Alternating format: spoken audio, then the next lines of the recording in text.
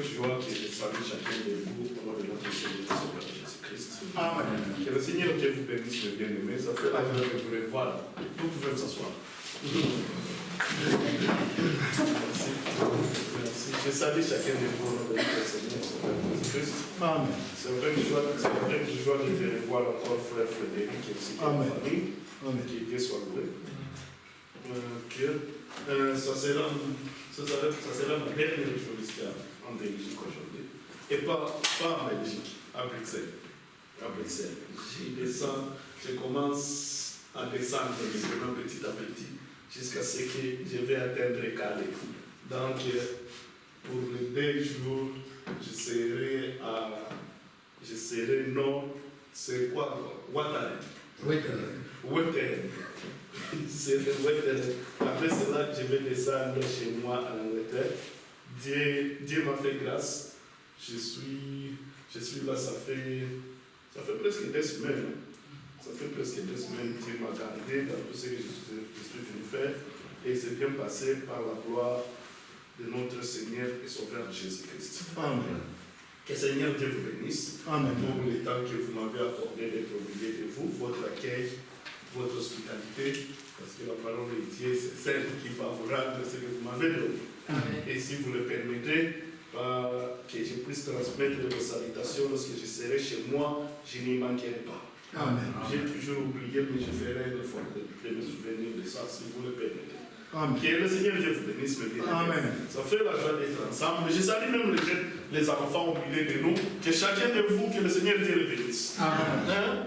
Que les vacances, ça va? Hein? Les vacances, ça va? On rentre à l'école quand? Dans combien de temps? On est encore là. Hein? Dans 2 semaines, le business commence encore. Que le Seigneur Dieu vous bénisse. Amen. Ça fait de la joie. Je pense que chacun de vous s'est reposé comme il faut. Il n'y a rien à complaindre. Lorsque le jour est là, l'uniforme est repassé, tout en ordre, back to business. Que le Seigneur Dieu vous bénisse. Ok, nous allons nous tenir debout pour partager une toute petite lecture que Dieu a mis dans mon cœur aujourd'hui. Nous sommes dans le livre de Deutéronome.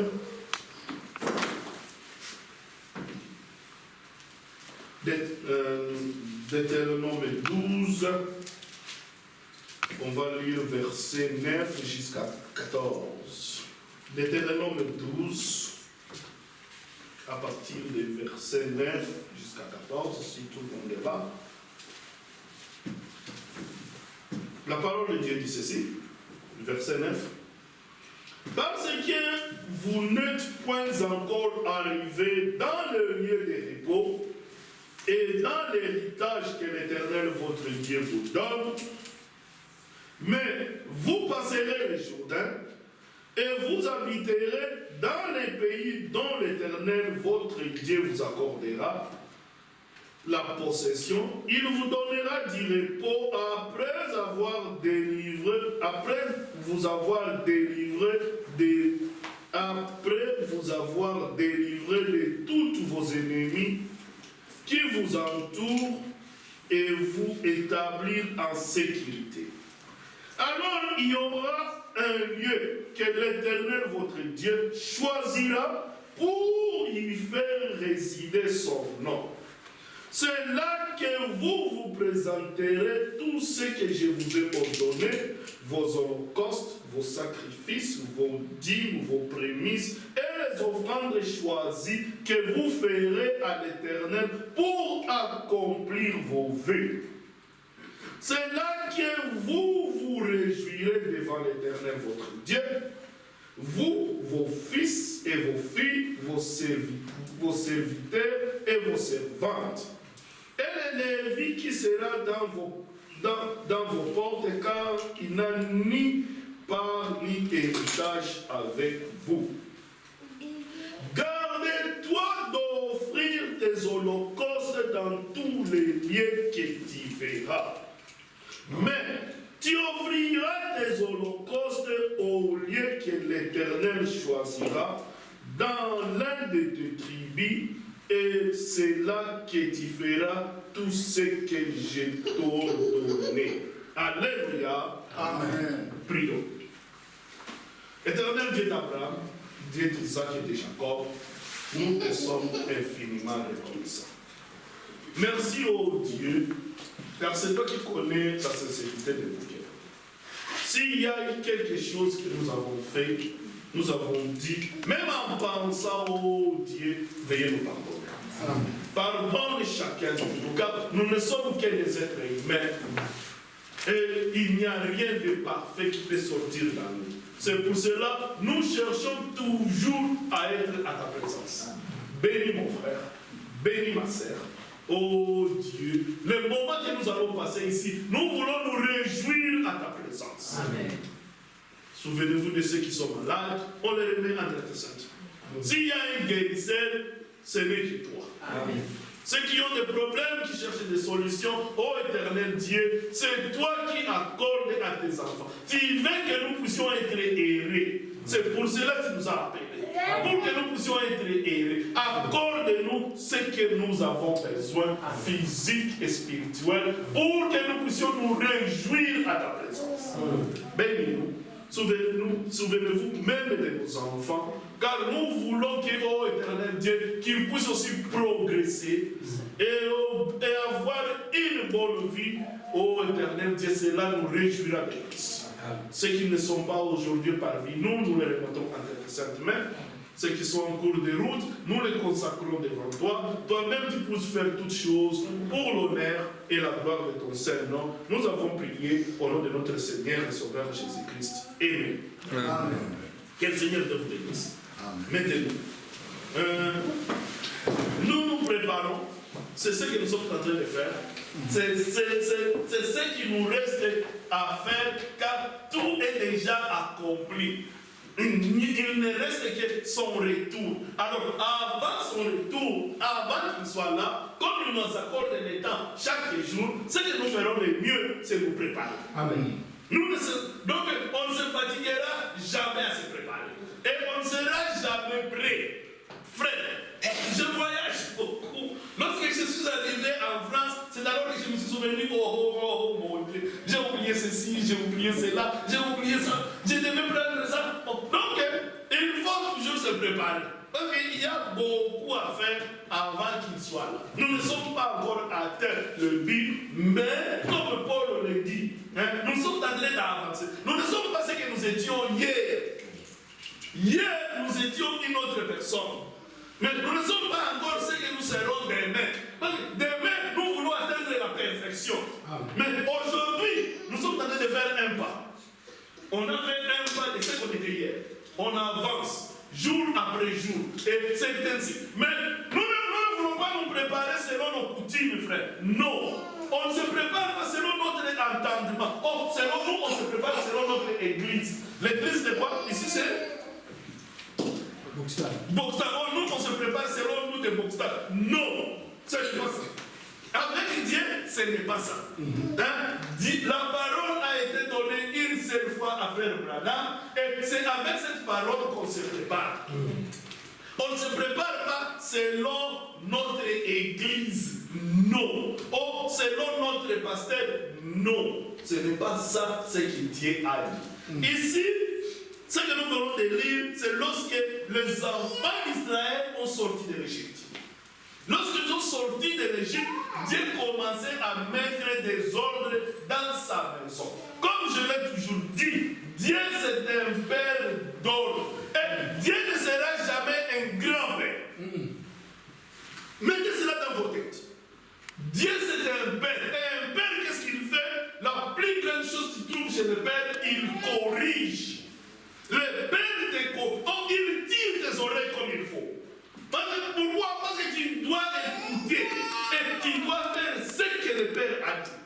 Pas ce que toi tu penses que non, c'est ça tu vois. Nous maintenant c'est la technologie, nous maintenant c'est la démocratie, nous maintenant c'est le progrès, la science, je ne sais pas quoi, tout ce que vous amenez. Mais sachez-le que c'est les enfants, sachez-le. Mettez cela dans votre tête. S'il y a quelqu'un qui vous aime dans ce monde, ce n'est pas votre enseignant, ce n'est pas la police, ce n'est pas le gouvernement, c'est votre papa et votre maman.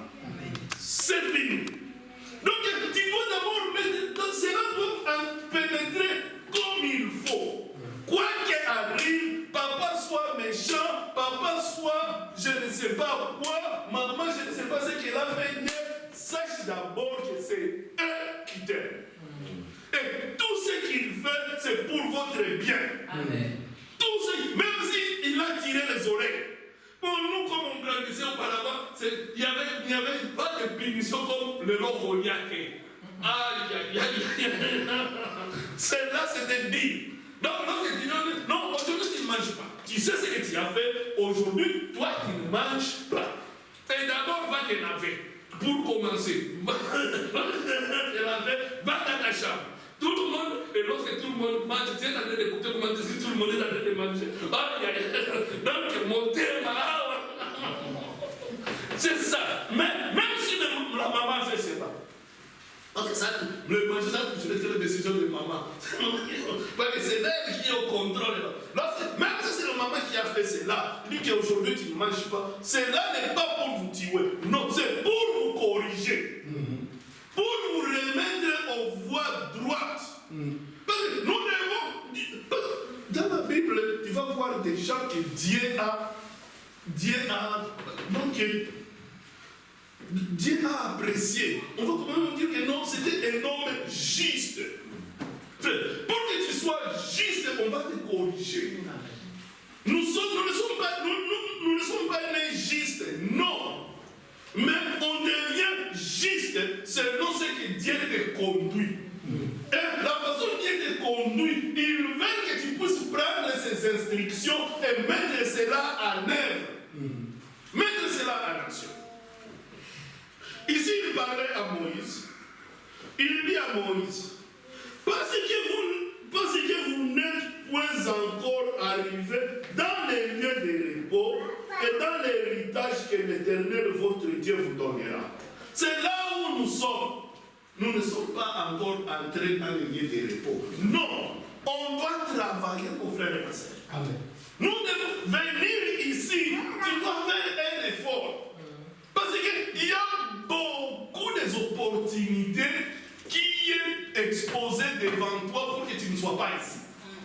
Il faut le connaître, il faut l'accepter. Même ceux qui sont en train de prêcher, ceux qui montent ici, doivent accepter, doivent apprécier ce sacrifice que vous faites d'être ici mardi, jeudi, dimanche. Comme frère l'a dit, il a dit non, nous avons choisi de sauver nos âmes. C'est alors nous avons décidé de venir dans votre maison, dans la maison de Dieu. Mais c'est un effort, mon frère. C'est un effort parce qu'il y a beaucoup de calculs qui viennent là-dessus.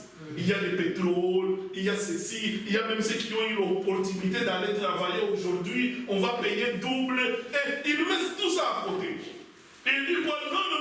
D'abord, je vais dans la maison de Dieu. Amen. Parce qu'aujourd'hui, quand même, je vais me consacrer à mon Dieu.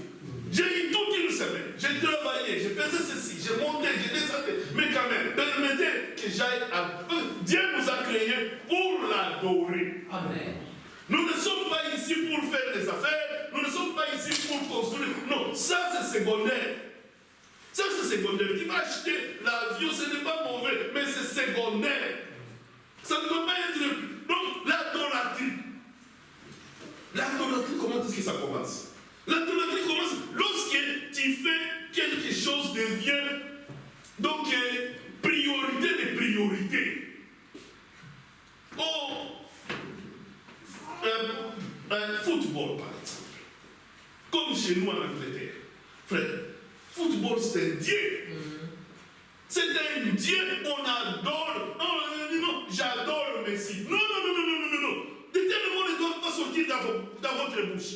Oh, mon idole, c'est qui? C'est Ronaldo. Non. Devant Dieu, tu es déjà un idolâtre.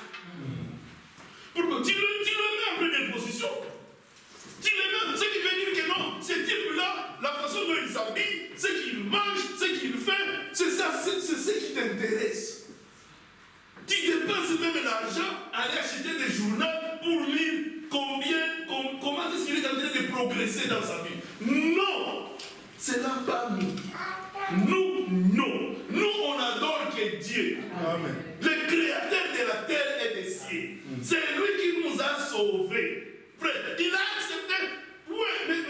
entre nous, vraiment, ça doit être comme ça. Si quelqu'un accepte de donner sa vie pour moi, mon frère, pourquoi pas l'adorer? Hein? Messi, Ronaldo n'acceptera jamais de mourir pour qui que ce soit. Même pour sa femme, même pour ses enfants. Il n'est pas prêt à mourir pour ça. Mais Jésus-Christ a fait ça pour nous, pour toi et moi. Mais pourquoi pas? Mon frère, c'est là où ça ne connecte pas encore. S'il y a là où ça n'a pas encore connecté, pour nous tous, c'est de savoir ce qu'il a fait pour nous et ce qu'il est pour nous. Frère Branham est en train de le dire. Tu vois l'installation de l'électricité. Pour que cette couleur puisse être, pour que cette lumière puisse être ici, il y a eu des connexions, des connexions et des connexions. S'il y a quelque part, là où on n'a pas mis positif et négatif, mais on a mis négatif et négatif, positif, l'électricité ne va pas arriver. Mais l'électricité est là. Mais ça ne va pas arriver. C'est toujours ça notre problème. Notre problème, on ne parvient pas à connecter comme il faut. Et notre connexion doit être par la foi. C'est ce que nous avons lu ici. Regardez ce qu'il dit. Il dit, au verset 10, il dit ceci. Mais vous passerez les Jourdain et vous habiterez dans les pays dont l'Éternel, votre Dieu, vous accordera la possession. Il vous donnera du repos après vous avoir délivré de tous vos ennemis qui vous entourent et vous établir en sécurité. Mais vous passerez les Jourdain. Verset 10. Le traversée des Jourdain est obligatoire. Comme nous sommes assis ici, il n'y a pas d'esquisse là-dessus. Pour entrer au Canaan, les enfants d'Israël n'avaient pas d'autre choix. Ils devaient traverser le Jourdain. Et il n'y en avait pas du port. Ce qui veut, il fallait la foi, et la foi sincère à Dieu très haut. Amen. Ce qui est fondamental est de savoir, comme mon frère, tous ceux qui sont sortis d'Égypte, personne d'entre eux a entré au Canaan. Personne d'entre eux a traversé les Jourdains à part Caleb et Josué. Tout le monde sont morts au désert. Et regardez ce qu'il dit. Lisons Corinthiens, 1 Corinthiens 10. 1 Corinthiens 10. Lisons 1 Corinthiens 10. Il dit ceci. 1 Corinthiens 10 à partir du verset 1. Les traversées du Jourdain. Obligatoire. Écoute ce qu'il dit, verset 10 à partir du verset 1. 1 Corinthiens 10 à partir du verset 1. Il dit, frère, je ne veux pas que vous ignorez que nos pères ont tous été sous la nuée et qu'ils ont tous passé au travers de la mer. Qu'ils ont tous été baptisés de Moïse dans les nuées et dans la mer, qu'ils ont tous mangé la même aliment spirituel. Et qu'ils ont tous bu le même breuvage spirituel, car ils vivaient à un rocher spirituel qui les suivait, et ce rocher était Christ. Amen. Mais la plupart d'entre eux ne furent point agréables à Dieu, puisqu'ils périrent dans les déserts. C'est ça. Les enfants d'Israël ont sorti selon la promesse. Cette promesse a été donnée depuis Abraham. Ils se sont retrouvés comme ça. Les enfants sont nés en Égypte. Ce sont des innocents. Comme les enfants nous avons ici. Ils ne savaient pas ce qui était, mais c'était le plan de Dieu. Ils se sont retrouvés dans l'esclavagisme. Un jour, Dieu est venu lui-même. Il les a amenés hors d'Égypte. Frère, dans les déserts, le problème a commencé. Quel était le problème? Manque de foi.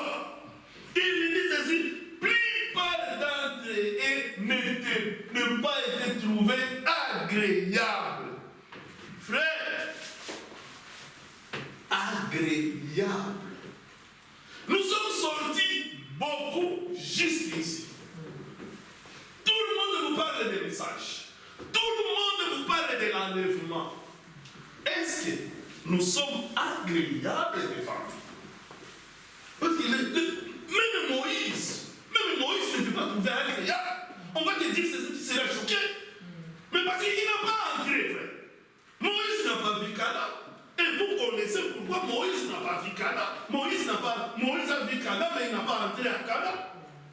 Mais la plupart d'entre eux, frère, nous devons avoir la foi, une foi qui est ancrée en Jésus-Christ.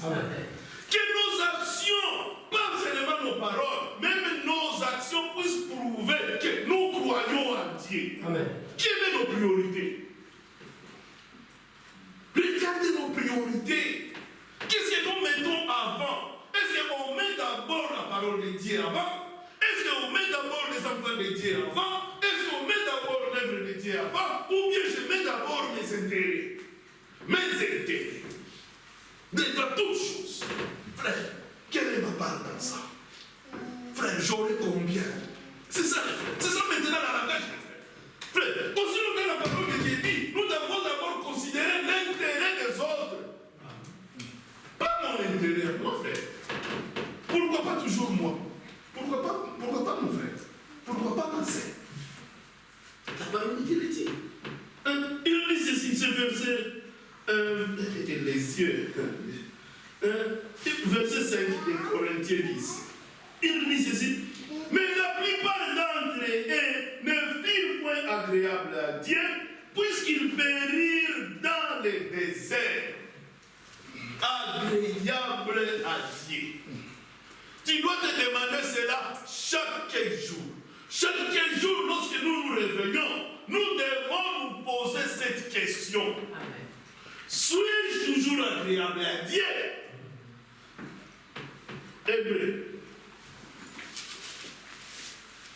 Hébreux 11. Hébreux 11, verset 5.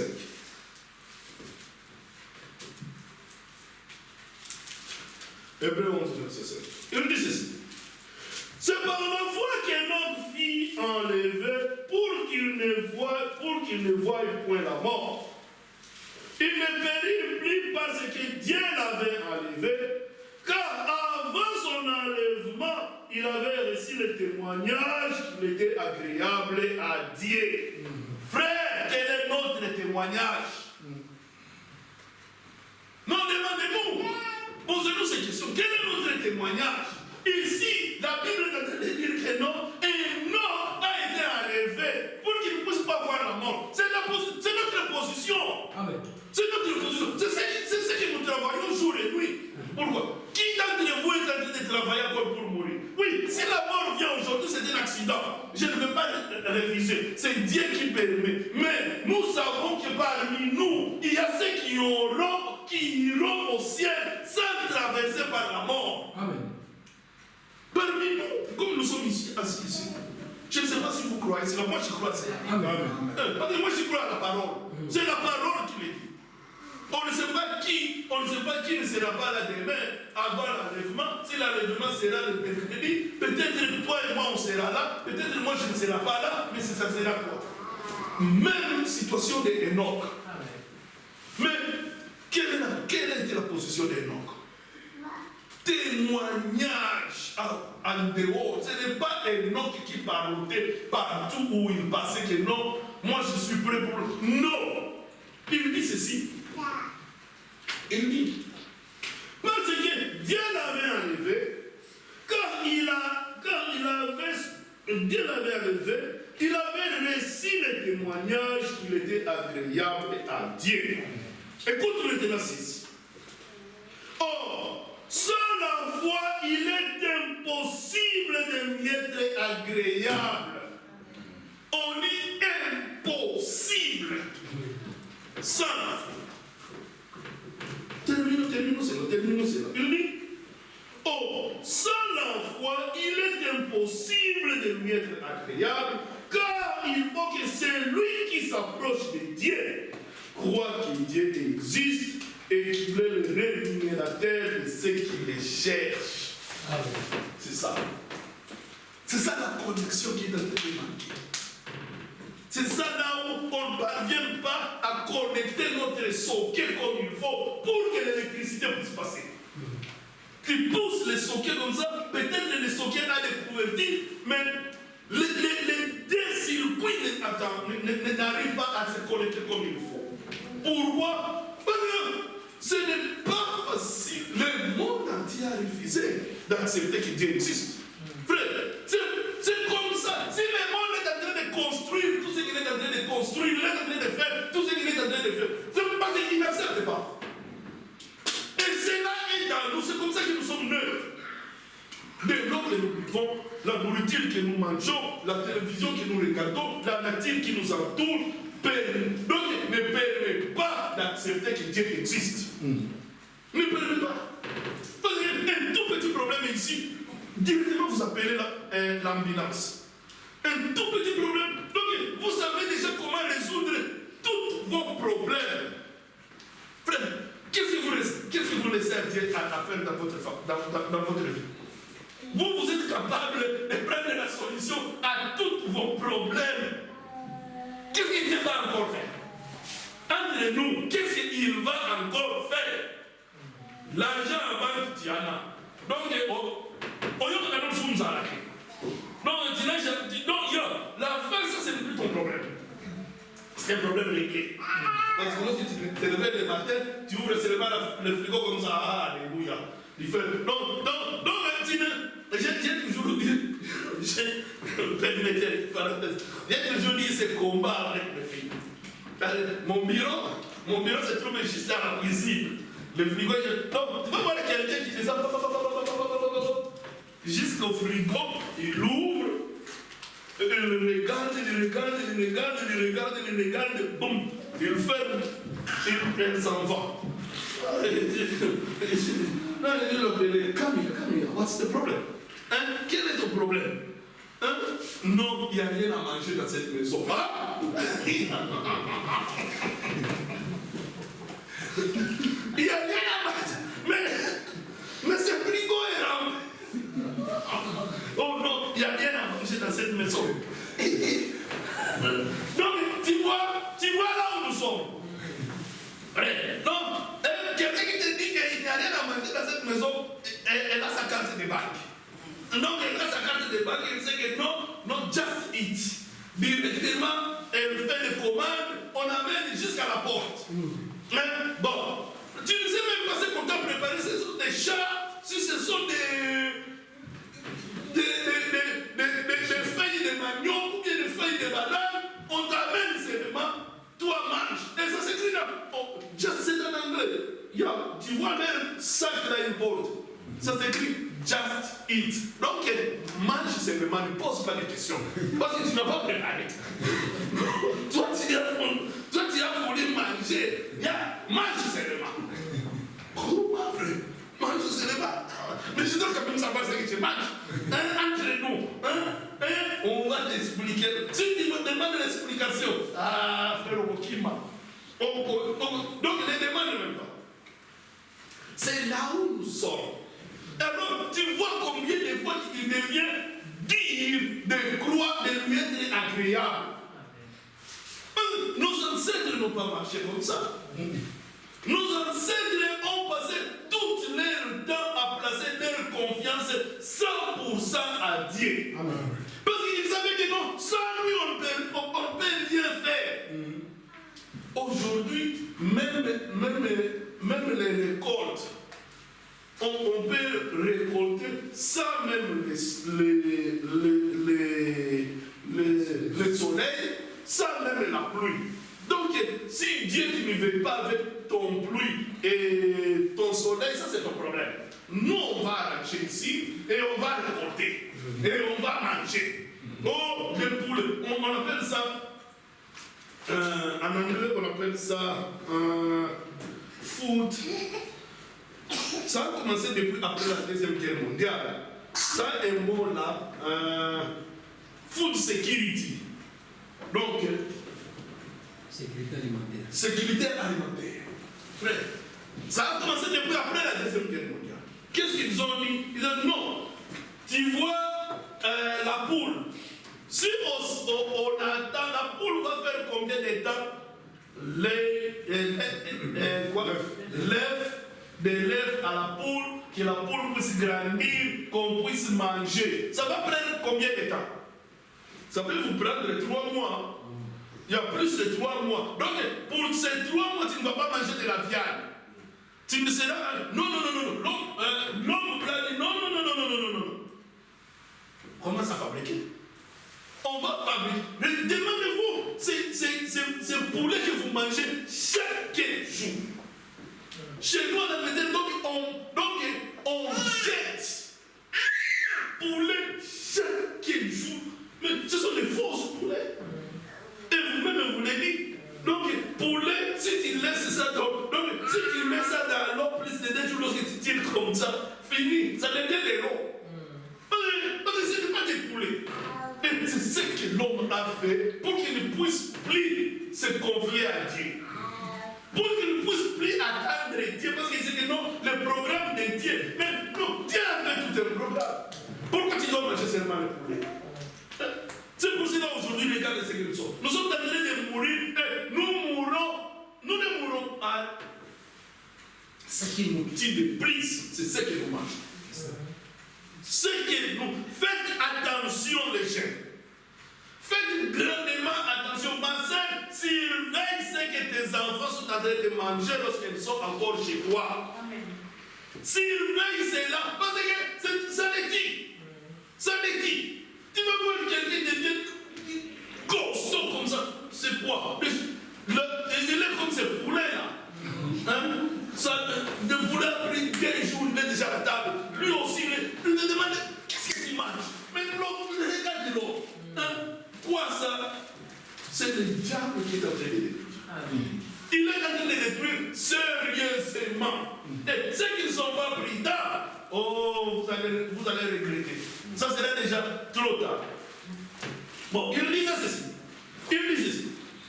Oh, sans la foi, il est impossible de lui être agréable. Je suis au verset 6. Or, sans la foi, il est impossible de lui être agréable. Car il faut que celui qui s'approche de Dieu croit que Dieu existe et qu'il est le rémunérateur de ceux qui le cherchent. C'est Dieu qui nous donne. Parce que nous les cherchons. Rémunérateur. Donc, c'est lui qui te. Donc, tu m'as cherché, tu m'as trouvé. Bon, je te paye parce que tu m'as cherché. C'est ça avec Dieu. Verset 1 du même chapitre dit: or, la foi est une ferme assurance des choses qu'on espère, une démonstration de ce qu'on ne voit pas. Pour l'avoir possédé, les anciens ont obtenu un témoignage favorable. La foi. La foi, mon frère et ma sœur. Donc, dans ce niveau où nous sommes, personne ne peut personne ne peut mentir une autre. Non. Nos actions les disent grandement. Comment est-ce que nous espérons à Dieu? Nos actions. Ce que nous faisons. Pas même ce que nous disons. Non. Parce que si on demande à tout le monde va dire oui, j'ai la foi en Dieu. Tout le monde, personne ne va refuser. Même le pape là où il est à Portugal maintenant. Il va même ses actions. Ce qu'il est en train de faire. Est-ce que ça prouve la parole, ce qu'il est en train de dire? C'est ça. C'est ça grandement le problème. C'était une promesse, comme je l'ai dit en Deutéronome. En Deutéronome, c'était une promesse que Dieu a dit à Moïse. Au verset 11, il dit ceci.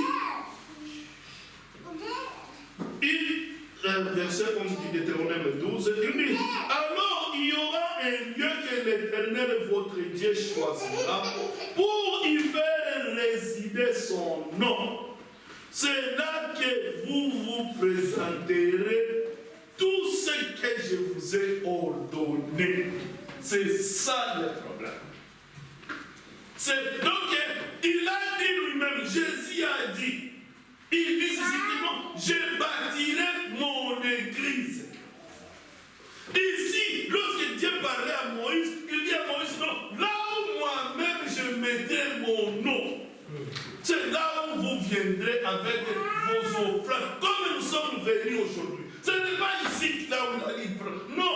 Il est dit qu'on a même dans celui-là, juste à côté, c'était bien construit. Il a dit, c'est là où il a placé son nom.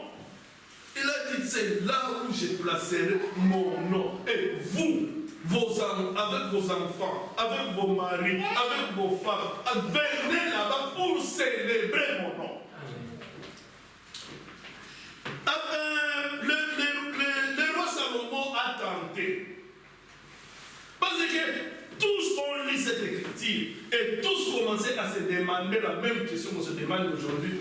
Là où est-ce qu'il a placé son nom pour que nous puissions la...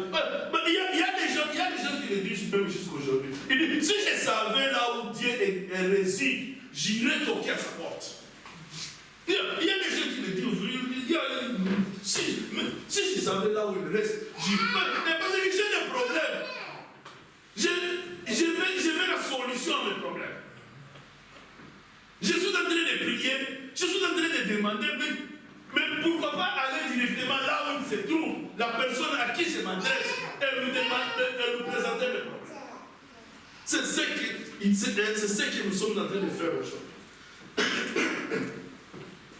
Excusez. Salomon est en train de regarder ce qui est arrivé avec Salomon. Un premier roi. Premier roi 9.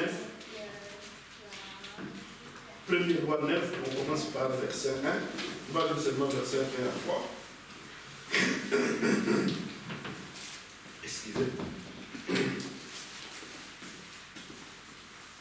Ils cherchent, tous cherchent comment est-ce qu'il faut faire un sacrifice parfait qui sera agréé par lui-même. Tout service que nous voulons lui rendre, nous voulons le rendre parfaitement, de façon qu'il puisse accepter ça. Pourquoi lui faire un service que tu sais que non, il n'accepte pas ça? Hein? Pourquoi se donner, se pulmoner tout ce temps-là, mais tu sais que non, votre service n'arrive pas. C'est pour cela que vous allez chercher le mieux. Écoute, David a voulu construire le temple de Dieu. Dieu a dit à David, non, tu ne feras pas le temple parce que tu es un homme de guerre, laisse cette responsabilité à ton fils. Alors Salomon a construit le temple. Ici, c'était le jour après la consacration du temple. Écoute verset 1. Lorsque Salomon y achevait de bâtir la maison de l'Éternel, la maison du roi, et tout ce qui lui est plus de faire, l'Éternel apparut à Salomon une seconde fois, comme il lui était apparu à Gabaon. Et l'Éternel lui dit, j'exauce ta prière et ta supplication que tu m'as adressée. Je sanctifierai cette maison que tu as bâtie pour y mettre à jamais mon nom et j'aurai toujours là mes yeux et mon cœur. Il dit ceci, il dit ça. Il dit, je sanctifierai cette maison que tu as bâtie pour y mettre à jamais mon nom. Il a dit à Moïse, là où oh, comme le français, oh, je vais le permettre que je m'exprime ça une fois. Il dit, verset 11, il dit, alors il y aura un lieu que l'Éternel Dieu choisira pour y faire résider son nom. Ici, ce que nous pouvons conclure que non, il a placé son nom dans cette maison qui a été bâtie par allez lire tout ça. Vous allez aimer. Vous allez aimer la façon dont on a décrit ça. Il vous dit que non. Salomon a prié. Vous vous demandez, vous savez, c'était chez Frère quand j'étais assis en train de suivre un documentaire des temples. Les temples là, pas les temples, de quoi? Comment vous appelez ça? Les basiliques, de quoi ça n'est pas ça? Frère, je suivais les documentaires, j'étais surpris. Même ces basiliques, on doit construire cela selon le modèle de mosquée. Tu sais pourquoi on construit le modèle, tout ce qu'ils construisent, ils veulent que ça puisse regarder à Jérusalem, comment on appelle ça? À l'est. À l'est. Vous savez là où ça a commencé? Ça a commencé ici. Avec cette temple. Allez lire tout ça. Lorsque Salomon priait. Salomon a dit, qui que ce soit au monde, là où il sera, s'il se tourne seulement du côté des temples et adresse son prière à Dieu qui est au ciel, Dieu répond. Et Dieu répondait.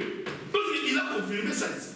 Il dit que non, je consacrerai cette maison, j'y placerai mon nom. C'est ce qu'il veut dire. Salomon a dit, même les étrangers, comme nous, s'il arrivait, frère, que tu passes à Jérusalem, tu vas dans le temple, tu présentes ton offrande, Dieu va les recevoir.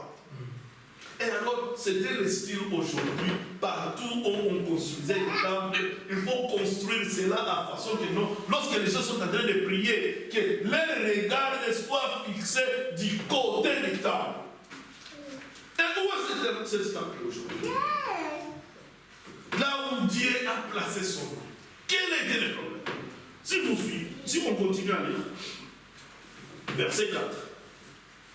Écoute maintenant là où il y avait le problème.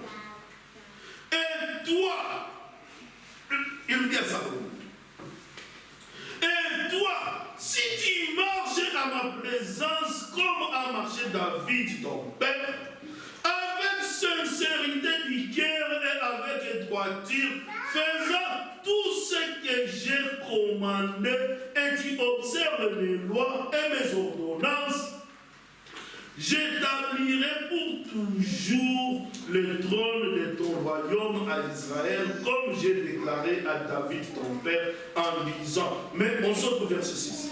Mais si vous vous détournez de moi, vous et vos fils, et si vous n'observez pas mes commandements et mes lois que je vous ai prescrits, et si vous allez servir d'autres dieux et vous vous prosternez devant eux, j'exterminerai d'Israël du pays que je lui ai donné, et je rejetterai loin de moi la maison que j'ai consacrée à mon nom. Frère, condition impossible pour être humain de la vie. Donc ce qui veut dire que non, la maison est là, mais la fondation des maisons c'est Salomon. Il faut que Salomon marche selon l'ordre et les commandements de Dieu. Amen. Pour que cette maison puisse être toujours là et que Dieu puisse continuer à bénir. Mais ce n'était pas ça. Ça, ce n'était que des images. Ça, ce n'était que de l'ombre des choses à venir. Parce que Salomon, c'était un intérêt, frère. Regardez là où Salomon est terminé. S'il y a quelqu'un qui a fait des dégâts matériels en Israël, c'est Salomon. Salomon a fait des dégâts matériels. Si tu lis, tu te demandes, mais qu'est-ce qui est venu avec cet homme? Ils n'ont pas commencé comme ça. Comment est-ce qu'il termine comme ça? Salomon a commencé très bien, mais Salomon a terminé, frère. Non, tu diras non. Ça, c'était le premier temps. Et il y a eu la deuxième temps. La temple là que Jésus a entré. C'était la même situation. Même frère, Dieu c'est Dieu de sa parole. Dieu